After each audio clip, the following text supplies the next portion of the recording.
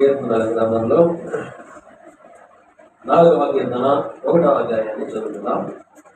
4వ కీర్తన 1వ అధ్యాయంలో నా నీతికి ఆధారమగు దేవా నేను మొరపెట్టినప్పుడు నాకు ఉత్తరం హల్లెలూయా.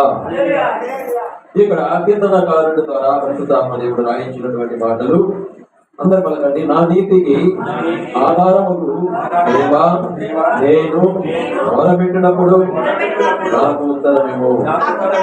ప్రభు నామని మహిమ కలుగుగాక. ఇక్కడ ఈ యొక్క కీర్తనకారుడు మాట్లాడుతున్నాడు. నా నీతికి ఆధారముకు దేవా, నా నీతికి ఆధారముకు దేవా నేను మొరపెట్టినప్పుడు నాకు ఉత్తరమేమో, సహాయము చేయము ప్రభువా అని ప్రార్థన చేస్తున్నాడు. ఎందుకని అలా చేస్తున్నాడు గమనించండి. ఇంకా 3వ అధ్యాయము 5వ వచనంలో ఉన్నది, యెహోవా నాకు ఆధారం కావున నేను పట్టుకొని నిద్రపోయి మేలుకొందును. 10,000 మంది దండెత్తి నా మీదకి వచ్చి మోహరించును, నేను భయపడను. ఇక్కడ అంటూ ఉన్నాడు, మొదటిగా నా నీతికి ఆధారముకు దేవా, నా నీతికి ఆధారముకు దేవా నేను మొరపెట్టగా నాకు సహాయం చేయమని అడుగుచూ ఉన్నాడు.